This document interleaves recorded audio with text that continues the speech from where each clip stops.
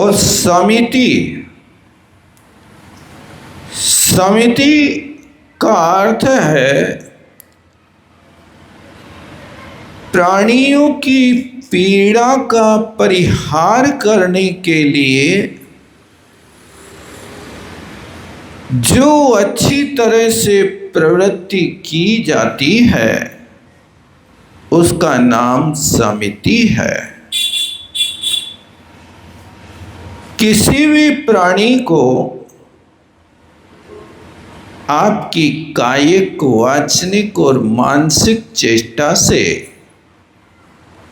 पीड़ा ना हो जाए, इस सम्यक प्रकार से प्रवृत्ति करना, इसका नाम समिति है। और फिर इसके बाद धर्म है। धर्म क्या वस्तु है? संसार के दुखों से जीवों को निकालकर उत्तम सुख में भेज देता है, उसका नाम धर्म है। धरति इति धर्मा, को धरति उत्तमे सुखे। उत्तम सुख में जो आत्मा को पहुंचा देता है उसका नाम धर्म है। ये धर्म के स्वरूप को अच्छी तरह से समझना। और फिर इसके बाद अनुप्रेक्षा है। अनु, प्रा और इच्छा। अनु उपसर्ग और प्रा उपसर्ग पूर्वक इच्छा विचार करना, अच्छी तरह से बार बार विचार करना, इसका नाम अनुप्रेक्षा, जिसको अपन 12 भावना कहते हैं। भावनाएं अनेक प्रकार की होती हैं। यदि प्राणी अच्छे भावों के साथ में भावनाओं को भाता है तो भावना भवनाशिनी होती है। भावनाओं के माध्यम से जीव संसार का नाश कर सकता है। इसलिए हमेशा अच्छी भावनाएं करना चाहिए। भावनाएं शुभ करो, काम करो ज्यादा, कामनाएं कम करो, काम करो ज्यादा, भावनाएं शुभ करो, दान करो ज्यादा। अपने जीवन को सुखी बनाने के लिए इतने काम करने के लिए आदेश दिया जाता है। कामनाएं कम करो, बलवती इच्छाओं को रोकने की कोशिश करो और काम करो ज्यादा। कौन सा काम ज्यादा करना है? झाड़ू पोंछा का नहीं, बनाने खाने का नहीं, जिससे संसार की इति हो जाए, ऐसे काम करने की कोशिश करो। या यूं कह सकते हैं कि अभी तक जो काम नहीं किया, अब उस काम को कर लो तो वास्तव में संसार का अंत हो सकता है। यदि इस मनुष्य पर्याय को पाकर के आप कुछ नहीं कर पाते तो कोई बात नहीं। अपने पूरे जीवन की सारी साधना लगा करके एक क्षण के लिए भी यदि सम्यक दर्शन प्राप्त हो जाए तो अनंत काल के दुखों को तिलांजलि हो जाए।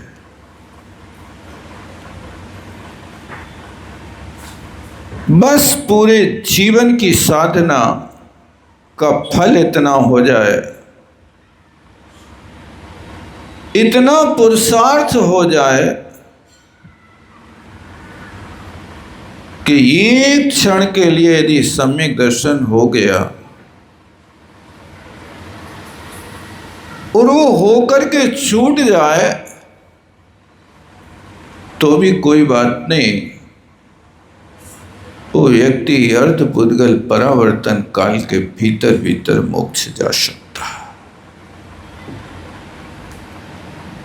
बस ये है कि उस सम्यक दर्शन को प्राप्त करने के लिए परिणामों में इतनी शांति चाहिए, इतने निर्मल परिणाम चाहिए कि जब आप लोग नाई के यहाँ बाल कटाने जाते हैं तो बिल्कुल शांत बैठ जाते हैं।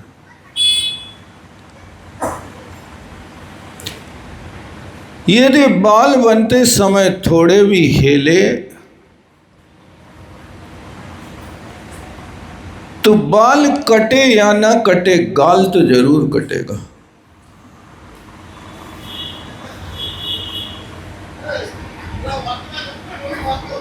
इसलिए कोशिश करो कि जब नाई के यहाँ बाल कटाने के लिए इतने शांत बैठना पड़ता है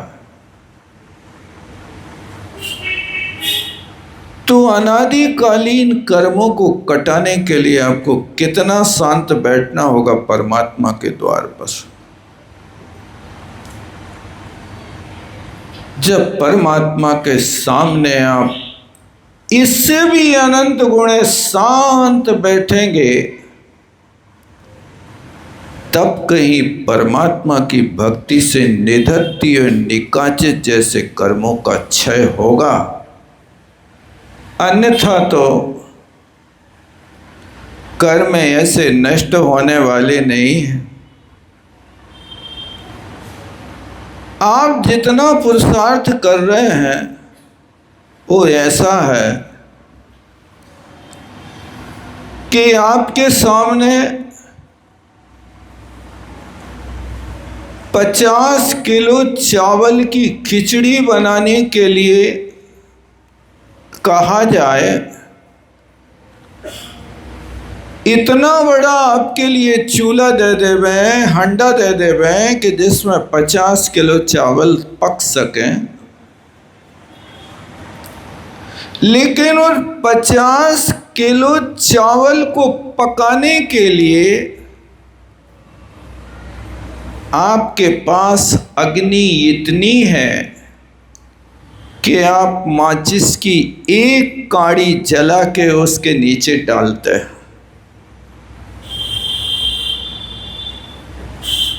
अब उस माचिस की एक एक काड़ी को आप कितने वर्ष तक जला के डाल देंगे, लेकिन आपकी खिचड़ी कभी पकेगी कि नहीं पकेगी? अनुभव कर रहे हैं आप? माचिस की काड़ी की आग हो और 50 किलो चावल की खिचड़ी का पात्र हो, आप कितने दिन में पका पाएंगे? अनुभव कर लेना एक आध बार,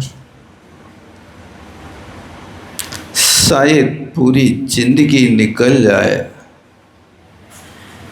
खिचड़ी तो नहीं पक पाएगी। इसी तरह गृहस्थ अवस्था में साधना तो माचिस की काड़ी के बराबर है और कर्मों का ढेर 50 किलो खिचड़ी का है। कब तक खपा पाएंगे? और उसमें भी आप रोज नए नए चावल तो डालते जा रहे हैं, लेकिन पुराने एक भी नहीं सींच रहे। इसके लिए वो पुरुषार्थ करना होगा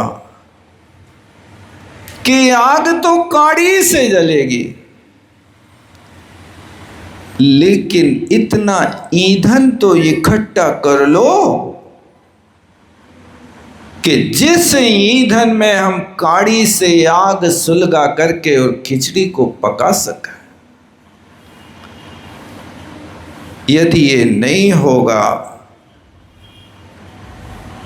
तो आप इस मनुष्य पर्याय को पा तो गए, लेकिन वो कच्ची खिचड़ी फिर रखी रहेगी और कौन सी गति में कहाँ चले जाएं इसका कोई ठिकाना नहीं।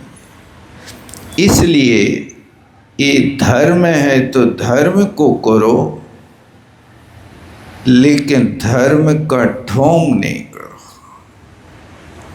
वास्तव में हृदय से होना चाहिए। जो संसार से भीरू होते हैं वे ऐसे धर्म का पालन करते हैं। हम धर्म करके किसी के साथ कोई एहसान नहीं कर रहे।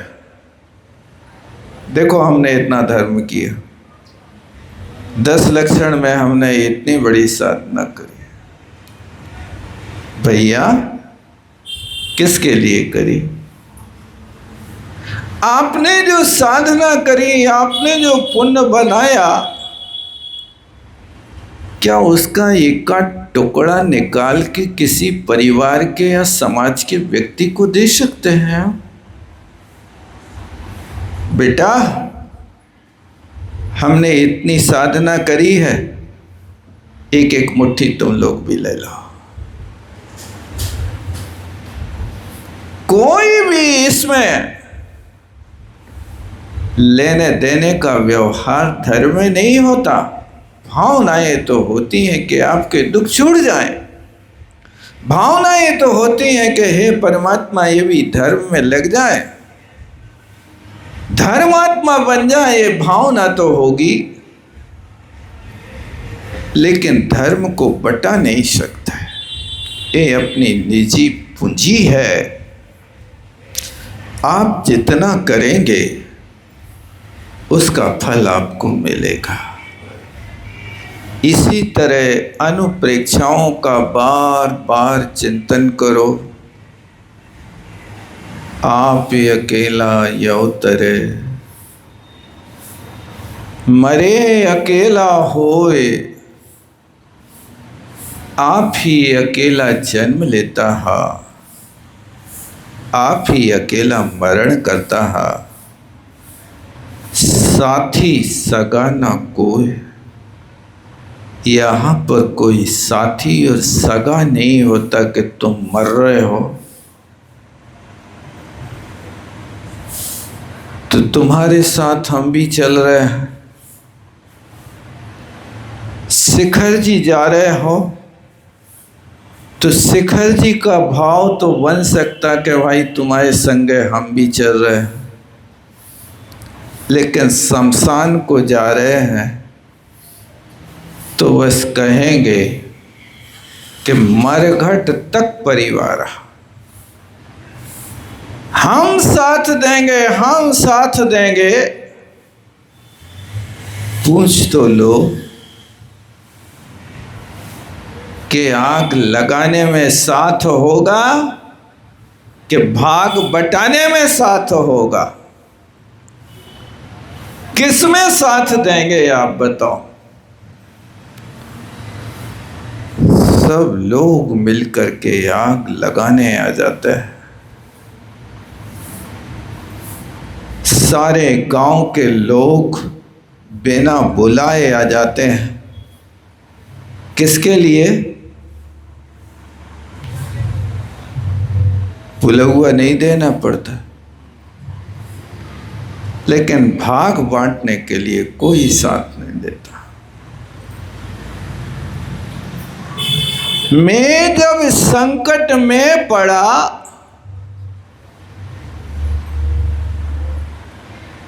दोस्त हुए सब मौन, और जब मेरी चर्चा चली लगे पूछने कौन। जब मैं संकट में पड़ा तब सारी दुनियादारी मौन हो गई। जो लोग कहा करते थे कि जहां तुम्हारा पसीना बहेगा वहां मैं खून बहाऊंगा, अब कोई साथी नहीं है। दोस्त हुए सब मौन, उनकी चर्चा मत करो। लेकिन जब मेरी चर्चा चली, जब मेरा भाग्य खुला, तो लोग पूछने लगे कौन? अच्छा वो तो हमारा मामा का लड़का, वो तो मौसी का लड़का, थोड़ा दूर का रिश्ता है लेकिन बहुत अच्छा परिचय है। उस समय कोई परिचय लेने देने वाला नहीं आया था, इसलिए बार बार अनुप्रेक्षाओं का अच्छी तरह से चिंतन करो। पढ़ो नहीं, पढ़ते तो हैं लेकिन लगते नहीं। सफलता उसको मिलती है चीर चीर कर निज लखों, अंदर की तस्वीर। बाहर की तस्वीर तो दिखाई देती है लेकिन अंदर की तस्वीर तो कुछ और ही होती है। उस अंदर की तस्वीर को उतारने के लिए आज तक दुनिया में कोई भी कैमरे नहीं बने, कोई भी एक्सरे नहीं है। एक्सरे भी भीतर की लेते हैं तो हाड़ मांस की ही फोटो लेते हैं। उस आत्मा की तो फोटो आज तक कोई ले नहीं पाया।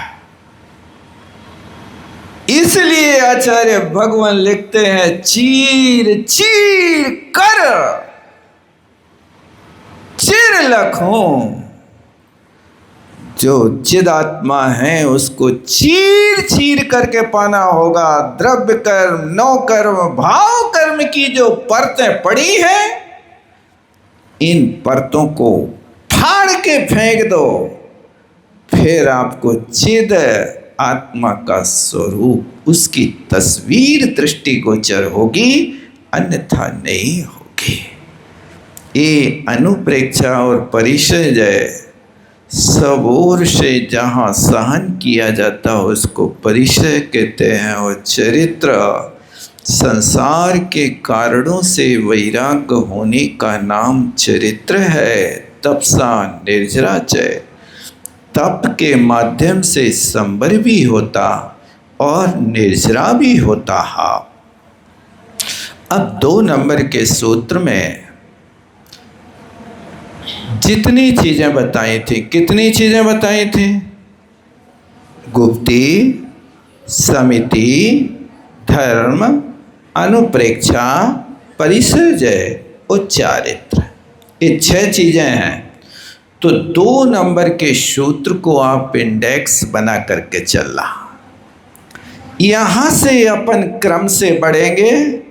गुप्ती किसे कहते हैं, समिति किसे कहते हैं, आचार्य महाराज अब स्वयं परिभाषा बना बना करके उस चीज को आगे प्रस्तुत करेंगे। 9वें अध्याय में सिर्फ इतनी ही चीजों का वर्णन है, 6 चीजों का वर्णन है। उन 6 चीजों का वर्णन बड़े अच्छे ढंग से पढ़ना। तो सबसे पहले कहते गुप्ती किसे कहते हैं, हमें गुप्ती की परिभाषा तो बनाओ जिससे संबर हो सके।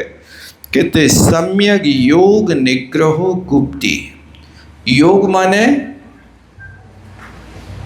मन वचन काय, इन तीनों को अच्छी तरह से निग्रह करना।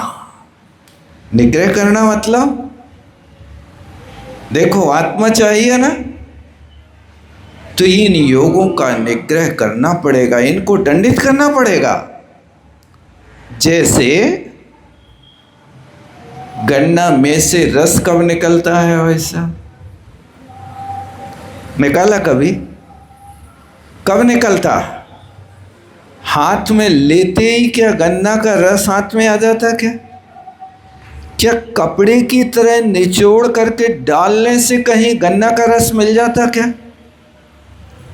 कपड़े की तरह निचोड़ने से गन्ना का रस निकलेगा क्या? नहीं निकल सकता।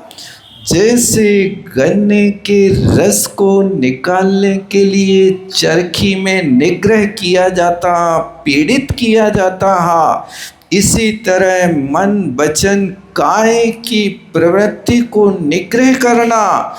जैसे तिल में से तेल निकालने के लिए तिल को कोल्हू में डालना पड़ता है, बार बार उसमें से कोल्हू में डालना पड़ता, तब कहीं तेल निकलता। इसी तरह आत्मा इस योग के अंदर है, उस योग को गन्ने की तरह पीड़ित करके आत्मा रूपी रस तब निकलेगा, अन्यथा संभव नहीं। ये सम्यक शब्द दिया। सम्यक का अर्थ क्या है? बनावटी नहीं, अच्छी तरह से काय का योग करना। यानी आप मंदिर में बैठे हैं, यदि मंदिर खाली है तो आप माला फेर रहे हैं, झूम झूम के नींद भी ले रहे हैं, इधर उधर भी देख रहे हैं, और कहीं दो चार लोग आ जाए मंदिर में तो कैसे बैठ जाते हैं भाई साहब? बिल्कुल जैसे प्रतिमा बैठी है, हाथ पे हाथ, आँखों को नासाग्र करके ऐसे बिल्कुल शांत बैठ जाते हैं। तो ये शांत बैठे आप काय योग का निग्रह तो किया, लेकिन ये काय योग का निग्रह है दूसरों को दिखाने के लिए है कि आत्मा को पाने के लिए है? क्या होगा इससे बताओ? ये तो सिर्फ प्रदर्शन होगा। उस व्यक्ति को दिखा करके तुम वाही लूटना चाहते हो। वाह, कितने बड़े धर्मात्मा हैं। कैसे मंदिर में बैठते हो, वेदी के भगवान के देखने के बाद तो ऐसा लगता कि दूसरे नंबर के भगवान तो ये जमीन में बैठे हैं जो चटाई पे बैठे।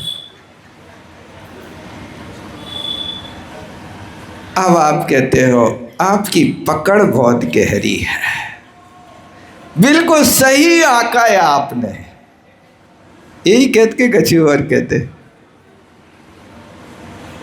भैया प्रशंसकों से निजको नया को, स्वयं स्वयं में एक बार झांको, लिबास कोई न सुखी बनाता अगर स्वयं की कमी ना हटाता। प्रशंसक लोग तो आपको कहेंगे आप बहुत अच्छे हैं, बहुत अच्छे हैं, बहुत उदार हैं, महामना हैं, आप तो बिल्कुल परमात्मा की फोटो कॉपी हैं, बहुत अच्छा। कैसा लगता सुन करके भाई साहब? क्या देखो, और नाम जुड़ जाए उसके साथ तो फिर का कहने, स्वर्ग यहीं आ जाता। इसलिए कहा प्रशंसकों से निजको नया को, स्वयं स्वयं में एक बार झांको। प्रशंसक तो सिर्फ क्षण भर के लिए आपकी क्रिया को देख करके आपको अच्छा कह रहे हैं, लेकिन एक बार देखो अपने अंदर झांक करके कि जो व्यक्ति ये कह रहा है कि उदार मना हो, लेकिन क्या भिखारी को भी मुट्ठी भर चना बिना आंख तरेरे दे देते हो? क्या अपेक्षा रखते हो? मुट्ठी भर दाना देते हैं और झोली भर दुआएं लेते हैं, तब कहीं जाकर के हम उसको मुट्ठी भर दाने दे पाते हैं। अन्यथा कौन माई का लाल है कि बिना दुआ के दो आना भी कोई को दे दे? आपने कुछ दिया और कुछ नहीं कहा, बहुत मुश्किल है। फिर काय के उदार मना, काय के दानवीर, काय के भामाशाय। इसलिए प्रशंसकों से निज को न आको। सामने वाले को जो जसता है सो कहता है। इसलिए यहाँ पर काय योग को इस तरह से संभाल करके करो कि स्वयं परीक्षा लो कि हमारा काय अच्छी तरह से निग्रह है कि नहीं है। नहीं है तो अभ्यास करो। वचन योग का निग्रह करो कि आपके वचन को सुनकर के दुनिया का हर व्यक्ति आपको बातों का बादशाह कहता है कि दरिद्री कहता है। क्या कहता है बताओ? हर व्यक्ति को ऐसे वचन बरगड़ा मिलेंगे जैसे आपने उसके लिए कंठ का हार दे दिया। ये वचन योग बोल सको तो गुप्ती है, और नहीं बोल सको तो वाणी को बाण मत बनाना। ये बहुत गहरा घाव करती है। और फिर इसके बाद में मन है, मन हमारा है, सोचता पराई है। अपने विषय में आज तक नहीं सोचा कि भैया अपने मन का उपयोग अपने लिए तो करो। क्या होगा तुम्हारे जीवन में? इसलिए जब भी सोचो तो अपने विषय में सोचो। जब भी सोचो संसार के नष्ट करने का उपाय सोचो। आप अपना पूरा जीवन अपनी दुकानदारी में, व्यापार में लगा देते हो। अब ये करेंगे, ये करेंगे, ये करेंगे, लेकिन वो कब करोगे? क्या जो आज तक नहीं किया उसको करने की कोशिश करना। अब फिर समिति का स्वरूप बताते इरिया भाषा ईषणादान निक्षेपो सर्ग समितिया। समिति शब्द सबके साथ लगाना। इरिया समिति माने जब भी आप गमन करें 4 हाथ आगे की जमीन को देख करके करें। जो अहिंसक व्यक्ति होता है, धर्मात्मा होता है, जैसे आप पढ़ने बैठते हैं तो चश्मा लगा लेते हैं। क्या जब चलने को तैयार होते तब भी चश्मा बदलते कि नहीं बदलते? चश्मा लगाते कि नहीं? हम तो चल तो बिना चश्मा के लेते। छोटे अक्षर नहीं दिखे सो पास को चश्मा लगता है। जब तुम्हें इतने पास के अक्षर नहीं दिख रहे तो इतने पास के जीव कैसे दिखते हुए हैं भैया? वे छोटे अक्षर नहीं दिख रहे तो छोटे जीव दिखते कि नहीं दिखते? उनको तो देखने की जरूरत ही नहीं है। क्या देखना उनको? उनको देखने के लाए जा रहे हैं क्या? बस यही समिति से बाहर रहने वाले लोगों की प्रवृत्ति है। इसलिए चलो 4 हाथ आगे की जमीन को देख के चलो।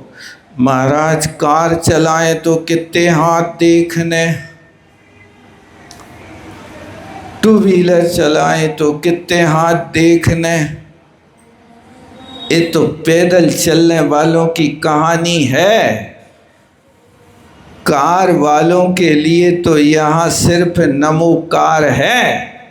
आप नमोकार पढ़ते रहो, चलते रहो, आपकी कोई समिति नहीं होती है, इसलिए पैदल ना चल पाओ। और यदि कार पे भी चल रहे हो तो कार को भी इतनी कंट्रोल में चलाओ कि वेग भी सीमा, उसका वेग हो तो 20 किलोमीटर की सीमा, जिससे आप जहाँ चाहो वहाँ पर कोई चींटी भी दिख जाए तो रोक सको, इस सीमा में चलो। कितने दिन में पहुँचे हैं महाराज लोग? कितने दिन में पहुँचे थे महाराजों को? 20 किलोमीटर चलने में जब 2 रन करना पड़ते हैं तो 20 किलोमीटर आप 1 घंटा में चलो तो कौन सो घाटो है भाई साहब? नहीं हो सकता है। लेकिन आज की दुनिया तो बहुत जल्दी जाना चाहती है, मंजिल बहुत जल्दी पाना है, उसके लिए वो बातों में चलना चाहता है। और भाषा समिति का अर्थ है कि जब भी बोलें कम बोलें, मीठा बोलें और उसके साथ हितकारी बोलें। सब जीवों का हित हो, किसी का अहित ना हो। और सीमित बोलें, जितने से काम चल जाए। कोशिश करो कि हाँ ना में अपना गुजारा चला लेवे। इससे भी तो पास होते हैं ना। जब पेपर आता है तो पेपर में अकेला लिखना थोड़ी होता है, कहीं खाली स्थान होते हैं, कहीं हाँ ना होता है। ये होता कि नहीं होता? कहीं सही गलत लगा दो तो भी पास हो जाते हैं। क्या आप अपने जीवन के पेपर को हाना में गुजारा कर सकते हैं? हाँ सीख लो या ना सीख लो, लेकिन ध्यान रखना हर जगह हाँ हाँ नहीं कहना, नहीं तो पिट जाओगे। और हर जगह नाना नहीं कहना, नहीं तो लुट जाओगे। इसलिए समझदारी से काम करना, कहाँ हाँ और कहाँ ना। ऐसी भाषा समिति और फिर ऐषणा समिति है। करणानि योग की पद्धति से जो आगम में कहा, उस पद्धति से उदर पूर्ति का लक्ष्य रखते हुए भोजन आदि करना, इसका नाम ऐषणा समिति है। और आदान निक्षेपण माने कोई भी वस्तु को उठाएं या रखें तो देख करके और मार्जन करके रखें और उठाएं। और उत्सर्ग समिति है, इसको प्रतिष्ठापन समिति भी कहते हैं। मल मूत्रादि का क्षेपण करते तो उस स्थान को अच्छी तरह से देख शोध ले के जीव ना हो। इस तरह से 5 समितियां हैं। और 10 धर्म तो अपन अभी पढ़े ही रहे हैं। उत्तम क्षमा मार्दवार्जव सौ सत्य संयम तपस्त्याग किंचन्य ब्रह्मचर्याणि धर्मा। ये 10 धर्म हैं। क्षमा यानी क्रोध के कारणों की उपस्थिति होने पर क्षमा कर देना, कुपित नहीं होना, ये क्षमा धर्म है। मार्दव माने हमेशा विनम्रता का व्यवहार करना। और आर्जव माने सरलता का जीवन जीना। जितनी सरलता होती है व्यक्ति उतना उत्कृष्ट पद को पाता है। और शौच का अर्थ होता है कि लोभ कसाय का त्याग करना। कई बार ऐसा होता है कि प्रतिपल लोभ कसाय हमारी जागृत रहती है। कोई भी छोटी सी चीज होगी तो भी हम उसको संभाल करके रखेंगे। आप घर में झाड़ू भी लगाओगे तो भी कचरा फेंकने के पहले एक बार इसको शोधन कर लोगे, कहीं इसमें कोई माल पानी तो नहीं जा रहा। अरे भैया, कोई माल पानी तुम्हारा गिरा है, गुमा है, तब तो खोजना फिर भी ठीक है। अब कुछ गिरा भी नहीं, गुमा भी नहीं, फिर अब वो कचड़ा हो काहे खोज रहे हैं। ये लोभ कसाय की गृद्धता कहलाती है। इसका नाम धूली धावक है कि बेसराफी की दुकान के सामने धूली झाड़ते रहते हैं।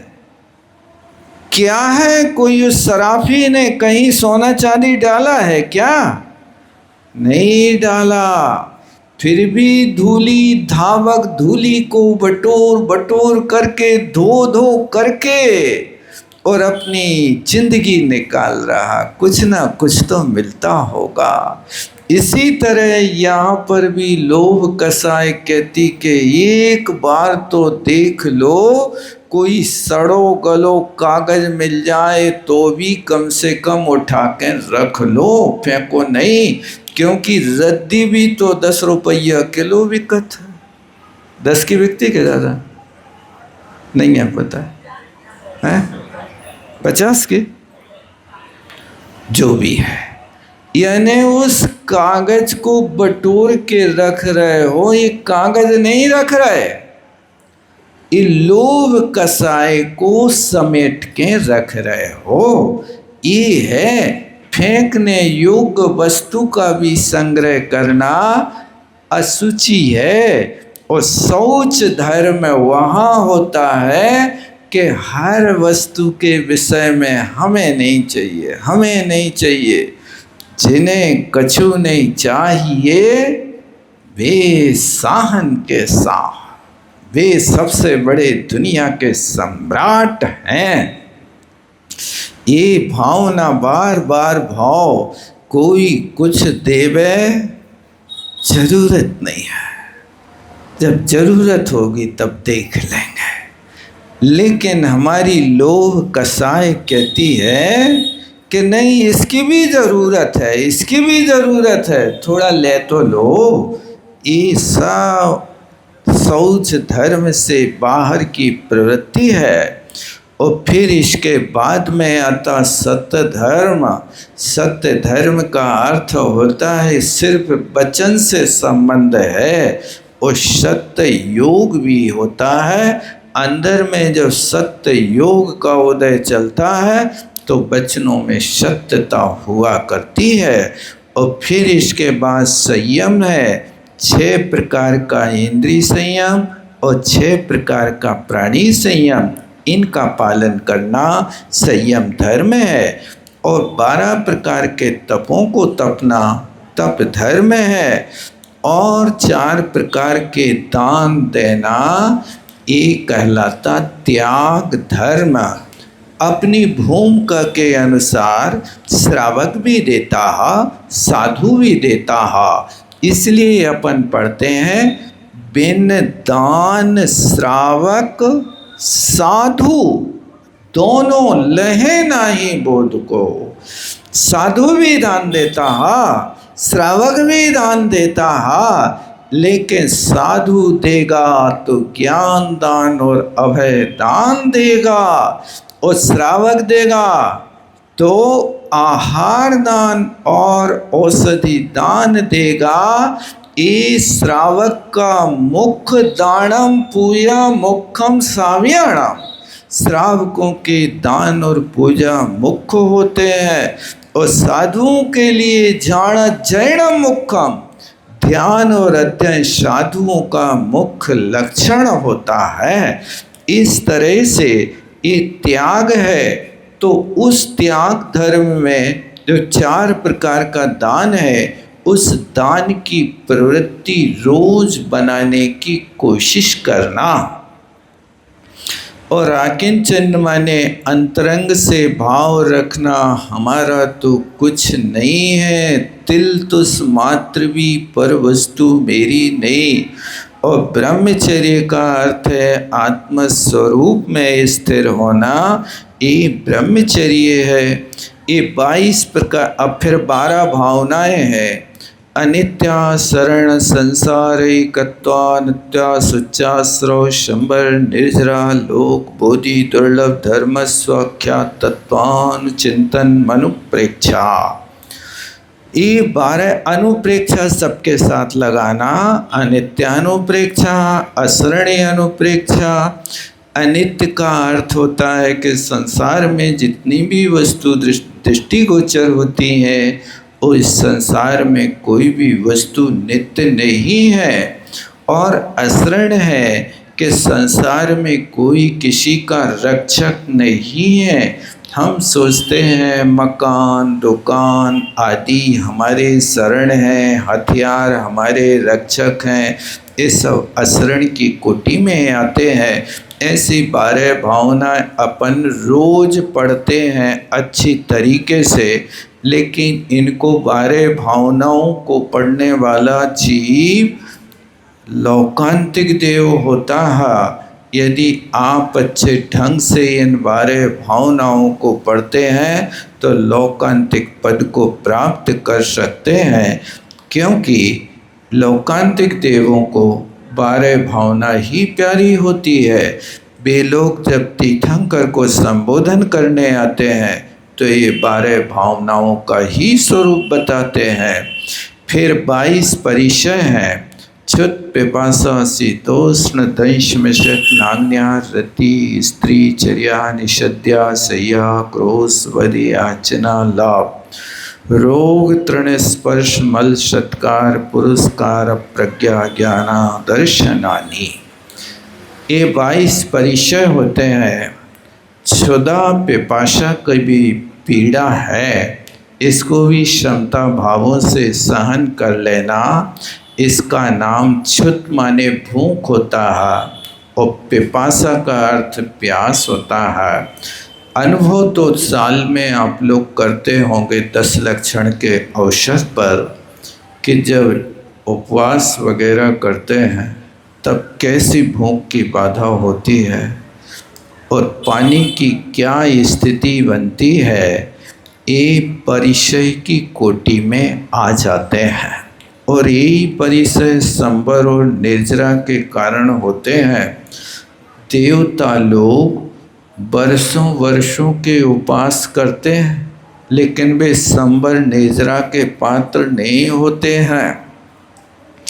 यहाँ तक लिखा शास्त्रों में कि सर्वार्थ सिद्धि के देवता की 33 सागर तक जीव झूठी नहीं होती है। क्या? 33 सागर तक जीव उनकी झूठी नहीं होती, फिर भी एक उपास नहीं होता। और यहाँ 24 घंटे यदि त्याग कर देवें, और जीव तो कभी झूठे के अलावा शुद्ध होती ही नहीं। कब शुद्ध होती बताओ? यदि आप अच्छे से जीवी करके आ जाओ, अच्छा उच्च क्वालिटी का मंजन करके आ जाओ, और 100 बार कुल्ला कर लो, और 100 बार कुल्ला करके 101 भी बार में मुख में पानी भरो और कोई मंदिर जा रहा हो और उसके ऊपर डाल दो।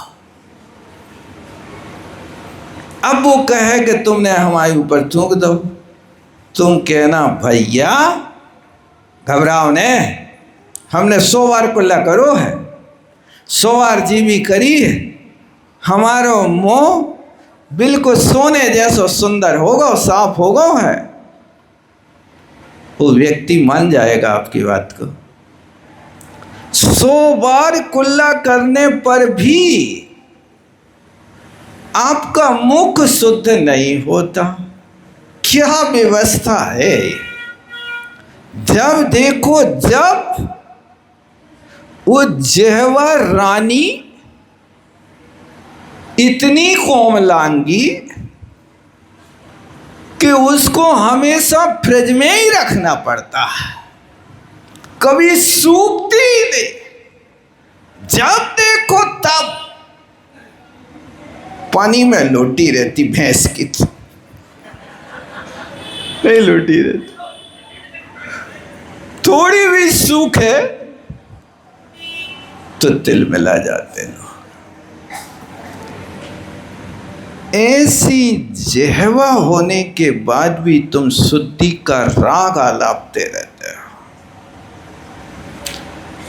इसलिए कहा स्वभाव तो शुचौ का है, शरीर तो स्वभाव से अशुचि है, 100 बार कुल्ला करने पर भी शुद्ध नहीं होगा, 100 बार नहाने पर भी शुद्ध नहीं होगा।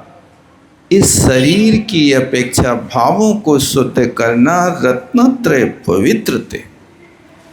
रत्नत्रय से पवित्रता होती है, बाकी शरीर को कौन माई का लाल सौदारिक शरीर को शुद्ध कर पाया, कभी हो नहीं सकता। इसलिए ये पिपासा है तो इसकी वेदना को भी क्षमता से सहन करना, लेकिन इतना ध्यान रखना कि वो समता बना करके रखना कहीं आर्त ध्यान में परिणत ना हो जाए, प्यास इतनी असहनीय हो जाए अब नहीं जी सकते। इसलिए उपवास शादी करो तो पहले ही दिन नहीं सोचा करो कि 10 करना है, 1 करना है। कल की कौन जानता। हमारा तो त्याग है, कल होगा तब कल की बात कल से करेंगे, जब फिर अवसर आए। आज का फिर हाथ प्रत्यक्ष, आज का फिर बोझ नहीं लगता।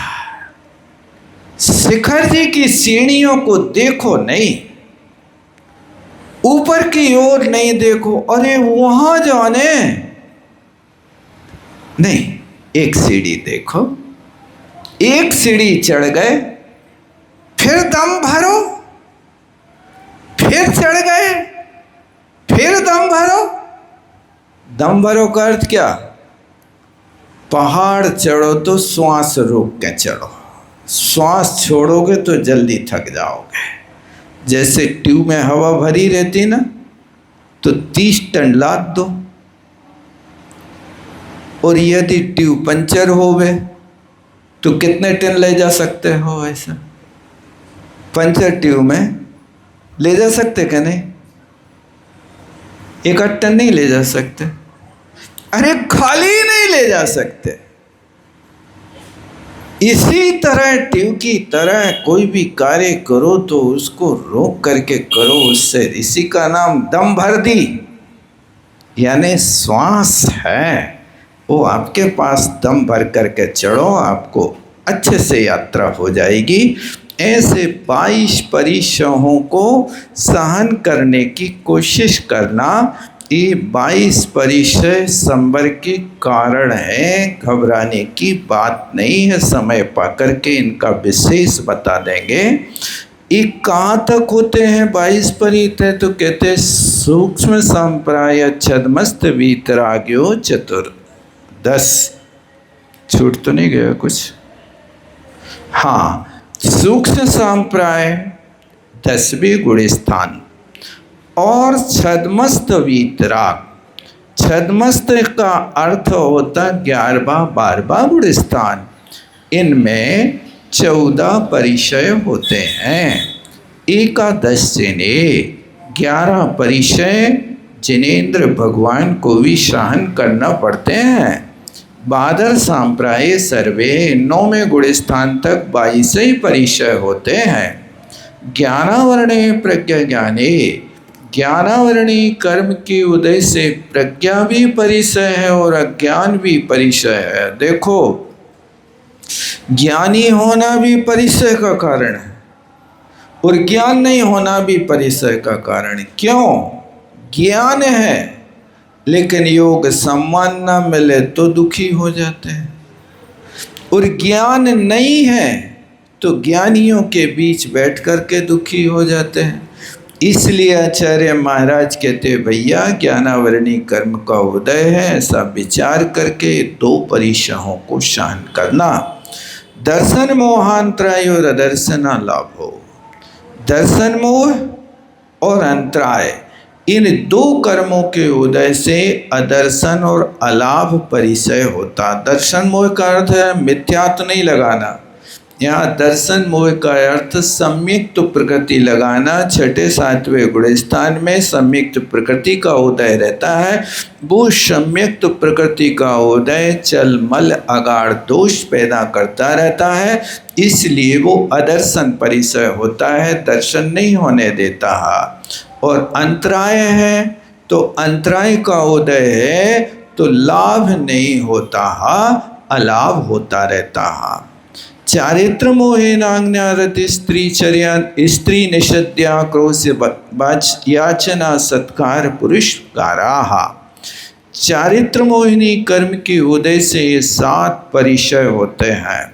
देखो ज्ञानावरणी कर्म के उदय से 2 परिचय हैं, दर्शन मोह अंतराय के उदय से 2 परिचय और चारित्र मोहिनी के उदय से 7 परिचय, यानी कुल मिलाकर के 11 परिचय इन कर्मों के उदय से होते हैं। कितने कर्म हो गए? एक तो ज्ञानावरणी, दूसरा दर्शन मोह यानी मोहिनी कर्म, और तीसरा अंतराय कर्म। और यहाँ पर मोहिनी के 2 वे, दर्शन मोह और चारित्र मोह। तो चारित्र मोहिनी कर्म के उदय से 7 परिचय हुए, यानी कुल मिलाकर के ज्ञानावरणी, मोहिनी और अंतराय के उदय से हुए 11 परिचय। और वेदनीय है शेषा, वेदनीय कर्म के उदय से 11 परिचय होते हैं। एकादयो भाज्य पदे कस्मन्नय कौन विशते, एक को आदि लेकर एक साथ 19 परिचय तक हो सकते हैं। यहाँ तक अपन ने परिचयों का वर्णन पढ़ लिया। अब चारित्र की बात करते हैं। सूत्र में कहा था गुप्ती, समिति, धर्म, अनुप्रेक्षा और परिचय। 2 नंबर के सूत्र में इतनी चीज़ें अपन यहाँ तक लेकर के आ गए 17 नंबर के सूत्र तक।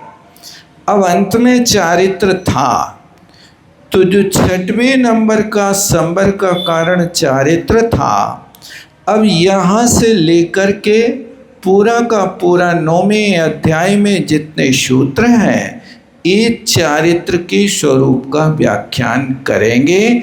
चारित्र की क्या क्या परिणतियाँ होती हैं और फिर तप का वर्णन करेंगे।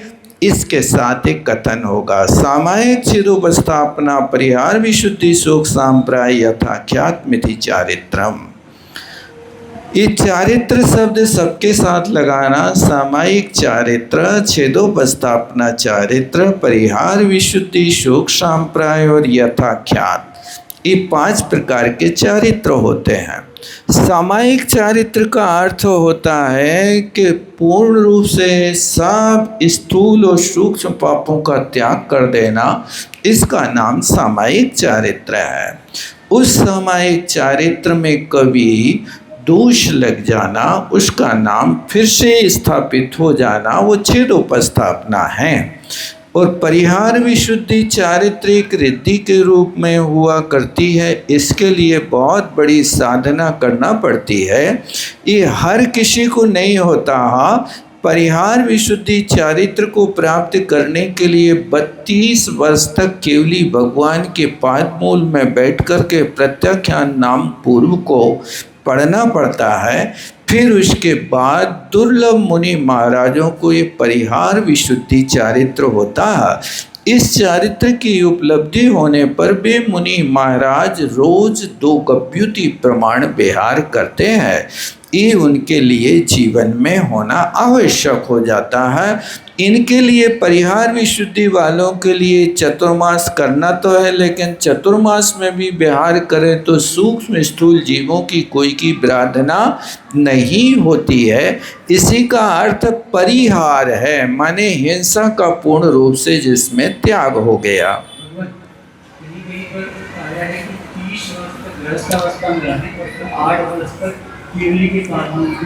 30 वर्ष तक तो मतलब ये है कि सुख से घर में रहें, और फिर इसके बाद में 8वां प्रत्याख्यान नाम पूर्व को केवली के पादमूल में 8 वर्ष पढ़ें। कहीं 32 वर्ष भी है, और विधि क्षेत्र आदि में 16 वर्ष का भी नियम है कि 16 वर्ष में भी वे काम कर सकते हैं। और फिर इसके बाद में सूक्ष्म संप्राय माने कसाई की जो सूक्ष्मता होती है 10वें गुण स्थान में, उसको सूक्ष्म संप्राय चारित्र कहते हैं। और 11वें गुण स्थान से लेकर के 14वें गुण स्थान तक के चारित्र को यथाख्यात चारित्र कहते हैं। इस तरह से 5 प्रकार के चारित्र हैं। फिर तप कहा तो तप के लिए कहते हैं अंसनाओ मोदरीय वृत्ति परिसंख्या रस परित्याग विविक्त शय्यासन कायक क्लेशवाह्यम तपा। ये बाह्य तप है तो अनशन है। अनशन माने, अनशन का अर्थ होता है उपवास। उपवास का अर्थ होता है कि सिर्फ भोजन के त्याग का नाम उपवास नहीं है। आचार्य सोमदेव महाराज उपवास का अध्ययन में लिखते हैं कसाय विषयाहारो त्यागो यत्र विधीते उपवासा सविज्ञेया शेषम लंघन कम विधु। जहाँ पर विषय और कसाय 5 इंद्री के विषय, इनका त्याग पहले करो, और कसायों का त्याग इसके साथ आहार का त्याग होता है तो अनशन कहलाता है। यदि आहार का त्याग किया, विषय और कसाय का त्याग नहीं किया, तो आचार्य महाराज उसको उपवास ना कह करके लंघन कहते हैं। ये लंघन माने आहार का त्याग कर दिया, किंतु त्यागने योग्य जो वस्तु थी उसका त्याग नहीं किया। तो कसायों का त्याग करना बहुत कठिन है। कई लोगों की ये धारणा है कि भूखा आदमी शेर बराबर होता है। उपवास के दिन सारे घर के लोग दादाजी से थर थर कांपत है। क्यों? आज भूखी आत्मा है, इनके सामने कोई आ ना जाए, नहीं तो वो दशा हुई है जो बिल्ली चूहे को पाके करती है। इसलिए कसाय को शांत रखना, सौम्य वृत्ति रखना, मौन पूर्वक साधना करना, एक कसाय का त्याग, और विषय माने पंचेंद्री के विषयों का त्याग कर देना। कोई भी उस समय विषय नहीं होना, उपास है। इसलिए 24 घंटे बिस्तर पर पड़े हैं, हमसे अब मंदिर नहीं जा रहा, तो धीरे धीरे अभ्यास करें वास्तविक उपास करने का। ये अनशन कहलाता है।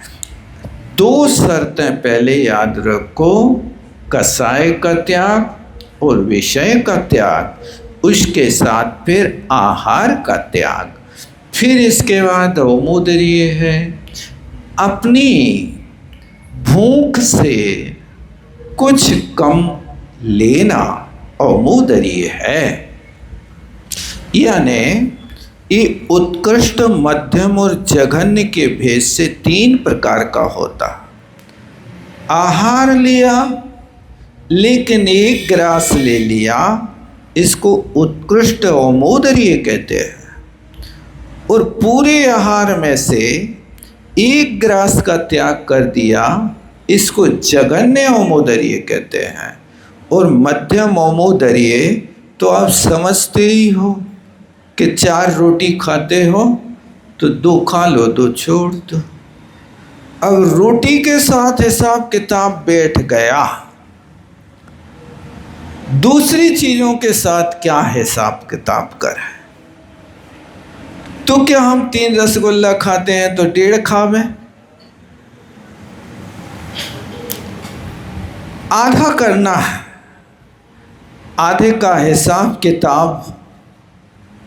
ये चीजें तो समझ में आती हैं जो गिनने में आती हैं। पानी का क्या करें? पानी तो जी भर के ले ले मैं, पानी भी तो एक आहार है ना। आमोदरी का अर्थ कि जितनी मात्रा में जो वस्तु लेते हो उन सबको कुछ कम करके लेना। पानी भी 4 गिलास लेते हो तो 3.5 गिलास में गुजारा करना। रसगुल्ला 2 लेते हो तो 1 में गुजारा करना, तब तो वो मध्यम आमोदरी कहलाएगा। अन्यथा क्या होगा? हम दूसरी चीज के साथ में तो हिसाब किताब रखना मुश्किल होता है। नमक के साथ क्या आमोदरी होगा? चुटकी भर ले तो आधी चुटकी ले क्या?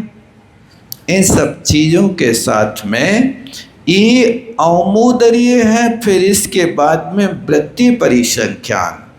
वृत्ति परिसंख्यान माने घर, गली आदि की सीमा बना लेना। आज हम इस मकान से 10 मकान आगे तक जाएंगे, यदि विधि मिली तो ले लिया, नहीं तो लौट के आ जाएंगे। ऐसी अनेक प्रकार की अटपटी विधि होती, उसको विधि वृत्ति परिसंख्यान कहते। श्रावक भी इस व्रत का पालन करने के लिए अभ्यास कर सकता है। वो श्रावक के लिए एक ढूंका का उपास है। ढूंका को उपास मतलब 10 बजे अपने घर से गए, कोई के घर में पहुंच गए, चौका की ओर झांक लिया। अब चौका वाले ने कहा भैया भोजन कर लो, तो बैठ गए, और उसने नहीं कहा तो लौट के आ गए।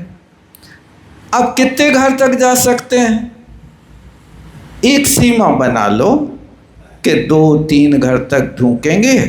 उनने कह दिया तो ठीक, नहीं तो आज भाग्य को आजमा लेंगे। एक ढाका का उपास है। ढाका का क्या है? आज हमारा ढाका का उपास बोल दिया घर पे, तो उनने एक कटोरी में पानी रख दिया, एक कटोरी में भोजन रख दिया, एक में दूध रख दिया और सबको ढाक दिया। पता नहीं कहाँ कौन सी कटोरी में क्या माल पानी है। गए, कायोसर किया, जौन कटोरी खुल गई अपने बोई कटोरी को लिया और चलते बने। यदि पानी खुला तो अकेला पानी ले लो, यदि दाल रोटी खुल जाए तो फिर दाल रोटी के साथ पानी तो लेना ही पड़ेगा। दूध खुल जाए तो दूध पानी ले लो, और कहीं खाली कटोरी खुले तो डमोकार पड़ के बाहर हो जाओ। ऐसे भी साधना श्रावक घर में रह करके कर सकते हैं। ये ढूंका है, ढाका है, और कोई कहे तो करें उक्तोपास। आज भैया हमारे घर में तुम्हारा निमंत्रण है, ठीक है, कोई कहे मंदिर में तो खा ले, नहीं तो आज मंदिर ही में दिन भर भूखे बैठा। ऐसी ये साधना की पद्धतियां हैं। कभी भाग्य को आजमाया करो। चले गए कोई के घर में, लेकिन ध्यान रखियो आप लोग भी कि कोई भोजन के समय आए तो कह ही देना कि तुम खाई के जाइयो आज तो। भले ही सच्ची में नहीं कहना, झूठ में कह देना, लेकिन कह देना। और फिर वो बैठ जाए तो प्रेम से भरपेट खिला देना अच्छे से, ये ध्यान रखना। फिर इसके बाद में ये वृत्ति परिसंख्यान, रस परित्याग, 6 प्रकार के रस होते हैं। कभी 1 रस, कभी 2 रस आदि का भी त्याग कर सकते हैं। ये रस परित्याग कहलाता है। षड्रस में से 5 रस का त्याग करना उत्तम रस परित्याग है। 1 रस का करना जघन्य रस परित्याग और बीच के यथासंभव जितना हो सके वो मध्यम रस परित्याग है। विविक्त शय्यासन, एकांत में बैठना उठना, ये भी तप की कोटि में आता है। देखो, एकांत में रहना, लेकिन आज तो बच्चा भी एकांत चाहते हैं। उनको मोबाइल मिल जाए तो ना मम्मी की ज़रूरत, ना पापा की ज़रूरत, ना दुनिया की ज़रूरत। बस जब तक मोबाइल नहीं मांगो तब तक विविक्त शय्यासन उनका हो रहा है। यहाँ ये मोबाइल की बात नहीं है।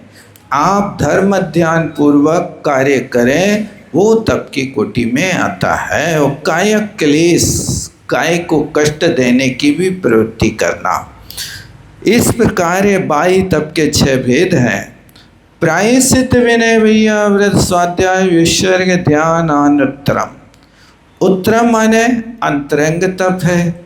तो प्रायश्चित, किए हुए अपराध का प्रायश्चित लेना, उसको प्रायश्चित तप है, अंतरंग तप है। अज्ञानवश, प्रमादवश जो भी गलती हुई है, उस गलती को गुरु के समक्ष जाकर के निष्कपट भाव से अपने दोषों की आलोचना करना, वो प्रायश्चित तप कहलाता अंतरंग तप है। बिना प्रायश्चित के कर्मों का छेद नहीं होता है। इसलिए जो जो चूक हुई है, निश्चल भावों से बालकवत गुरु के सामने निवेदन करना। लेकिन हर किसी के सामने निवेदन नहीं करना, क्योंकि इसमें लोग छल भी ग्रहण कर सकते हैं। गुरु वही होता जो दृढ़व्रती होता है, अपरिश्रावी गुणों का धारी होता है। आपके दोष सुन ले, लेकिन किसी से कहे ना, अन्यथा उसको अपमान महसूस हो सकता है। ये अपरिश्रावी गुण है। और दृढ़व्रती हो कि कैसी भी आपकी घटना को सुन ले, लेकिन हृदय से विचलित ना हो। ये 2 लक्षण जहाँ होते हैं, वो गुरु प्रायश्चित लेने के योग्य होता है। अन्यथा आप हर किसी के सामने जाओ, महाराज ये गलती हो गई, प्रायश्चित दे दो। अब वो नहीं झेल पाए तो हो सकता गड़बड़ हो जाए। इसलिए वहाँ पर इन सब चीज़ों को ध्यान में रखना।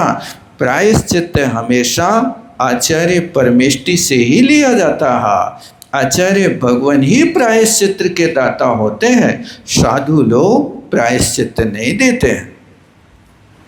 और विनय है तो विनय का अर्थ है कि योग पात्र की हमेशा विनय करना।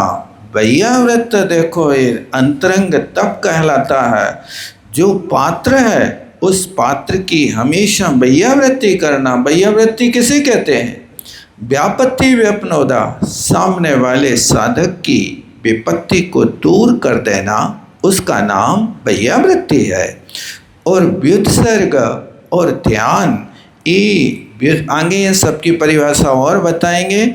और ध्यान है अंतिम तप जो होता है, ध्यान होता है। ध्यान क्या?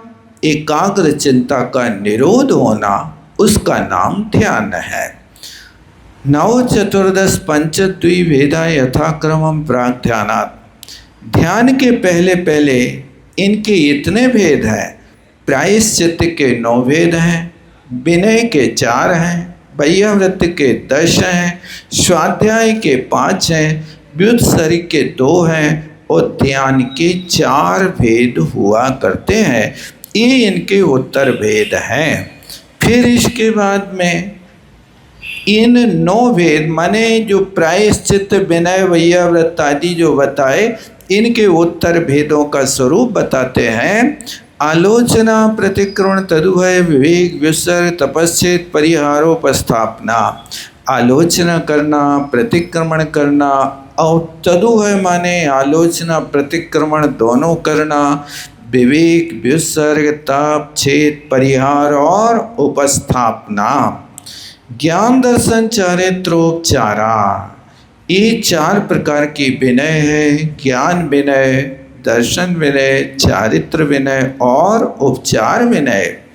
वैयावृत्ति के पात्र होते हैं आचार्य, उपाध्याय, तपस्वी, शईश, गिलान, गण, कुल, संग, साधु, मनोज्ञाना।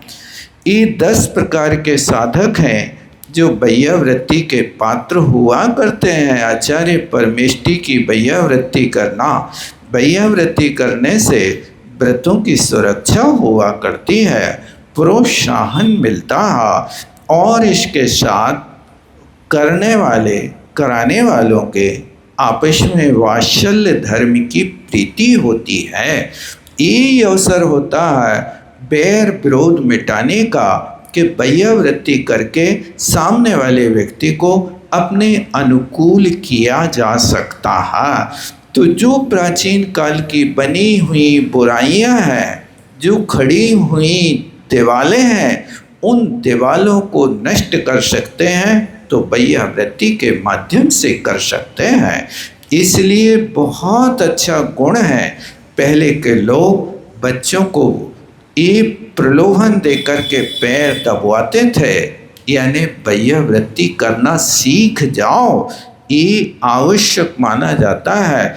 आज तो आप लोग ये कहाँ वैयावृत्ति की शिक्षा देते हैं। रात में 12-1 बजे आते, जब तक बच्चे सो जाते।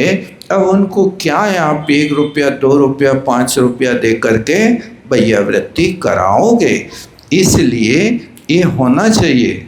बीना में एक लड़का कह रहा था, महाराज 12,000 जोड़ ले हमने, दादा की वैयावृत्ति करो, 50 का नोट तत्काल ले लो, मांगना नहीं पड़ता, दादा तो बिना मंगाए दे देते हैं।